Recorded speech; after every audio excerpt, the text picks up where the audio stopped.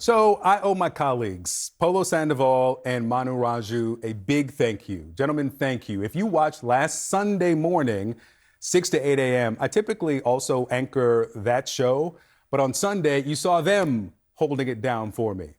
That's because I was down bad. I mean, I was at home in bed, shivering and sweating because of the flu. I'm fine now. I'm upright, as my great grandmother used to say, kicking but not high. At one point, I ran a 103-degree fever, the worst I have felt in my life. I was a mess, and I'm not alone. I was dealing with something you're either dealing with yourself right now, or you have dealt with recently, or you know someone who is, because right now across the country, flu cases are surging. The U.S. has not seen this level of flu in 25 years. What's concerning doctors is not just the number of cases, though. It's also what the Trump administration is or is not doing about it.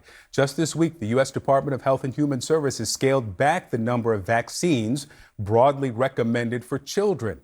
Secretary Robert F. Kennedy Jr. was asked about that in the context of the flu. We're not taking vaccines away from anybody. But it is more difficult now for parents to get their children immunized for the flu, right? They can't just go to a pharmacy. Yeah, you need to do a shared decision-making with your physician, which is how it ought to be. Fewer people will get the flu vaccine. Well, that may be, and maybe that's a better thing.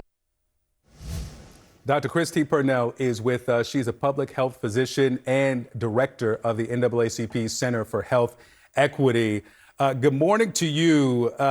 What do we need to know? Let's start broadly about the flu and racial disparities, because you know there is that old adage, when America catches a cold, Black people especially get the flu. What do we need to know about the numbers and severity? Well, good morning, Victor, and I'm glad you are feeling better. We want to make sure you are healthy and thriving and kicking higher. But unfortunately, as you just mentioned, because of the inequities that we see across American healthcare and more broadly across American society, historically marginalized populations like Black and African American communities, because of systemic racism, which has fueled broken trust between those communities and the healthcare system, less healthcare access. They may not have health insurance where they can go to a physician or certain medications are covered. And there may be other socioeconomic barriers, less availability of time to see a physician or to report to get evaluation when experiencing symptoms. And bottom line, what we see in Black and African American communities, lower vaccination rates as compared to white Americans. If roughly half of white Americans are vaccinated against the flu, that number could be about 42% in Black and African Americans, and even lower in the Hispanic and Latino population. So indeed, unfortunately, when others get a cold, Black people do get the flu. I was able to start Tamiflu, and it works best when it's started within the first 48 hours of the onset of symptoms. And I was able to start in that window, but that required first taking the test, getting a positive test, and then getting in day one an appointment with a doctor. So that requires the insurance, the doctor, maybe a concierge service, an app, which requires money. How much does the disparity of resources, independent of race, but the disparity of resources impact the disparity of the hospitalizations and the severities? Yeah, and let me say it to you this way, because I just said this when talking about Black maternal mortality. It is not that race is a risk factor. It is that racism is the risk factor, because it is a systemic structural determinant of how resources are organized in communities. Whether or not you have access to a job that pays a living wage, whether or not your job has employer provided insurance, whether or not you can take time off to go to the doctor if you have a federal insurance program, whether or not you have other responsibilities that allow you to take the time out to take care of yourself. And we know that just racism in and of itself is a toxicity. It is a toxic stressor on those communities that live under the threat of discrimination night and day. One other fact that I think is important for the public to know, Black and African American populations and other historically groups not only have disparities around vaccination and experiencing the flu, but they tend to experience the flu at younger ages and to have more severe cases because of the reasons we just discussed. The high-dose vaccine is recommended for most seniors because they're more vulnerable. NIH published a study in 2023 that followed 11.7 Medicare recipients. So these are people 65 and over. They have medical coverage.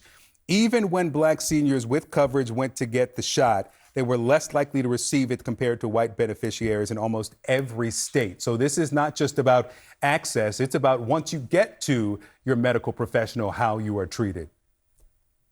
Definitely. We talk about this a lot in healthcare. I call it socially and culturally fluent care. Does your provider, whether that is a physician, physician's assistant, or even a nurse practitioner, do they give you the most effective counseling because whether or not they believe that you're likely to follow it? Or are your symptoms validated? We see this whether it is people presenting to the emergency department who have pain, whether or not they are appropriately prescribed pain medications. Just recently in textbooks, it was still saying the falsehood that Black people had thicker skin so that they did not sense pain the same as white people. That's what I'm talking about, systemic racism, where discrimination and bias, unfortunately, have been cooked into the system. Dr. Christy Purnell, thank you for helping us understand some of the work still that needs to be done. And now to brand new data on the flu. After a record week of flu activity in the U.S., hospitalizations and deaths continue to rise. CNN's Meg Terrell has details. Flu activity is still elevated across the United States. In the most recent update from the CDC, we do see that activity possibly may be coming down a little bit, but the CDC warns it's not clear that the season has peaked yet because those declines could be potentially due to delayed holiday reporting. What we do see is that hospitalizations are still rising from the flu.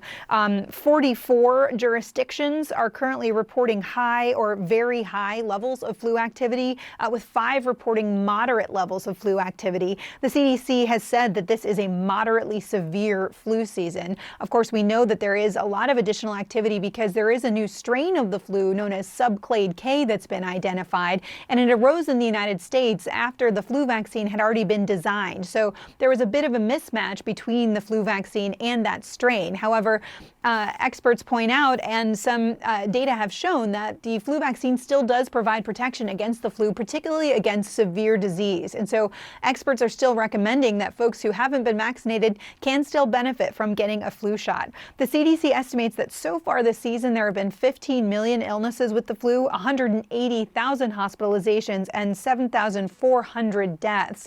We also saw in the most recent data from the CDC an additional 8 pediatric deaths from the flu, bringing the total so far this season to 17. The CDC says elevated flu activity is expected at least for several more weeks. Of course, flu isn't the only respiratory virus going around this time of year. We are also seeing activity levels rising for RSV, respiratory syncytial virus, and COVID-19 as well. Although if you look at hospitalizations for those 3 different respiratory viruses, by far, flu is contributing the most to that severe level of disease. So folks are saying be careful out there, get vaccinated if you haven't been. Antivirals are available, of course, for flu and for COVID. So getting tested early in the course of the illness is always recommended. All right, all great advice. Meg Terrell, thank you so much.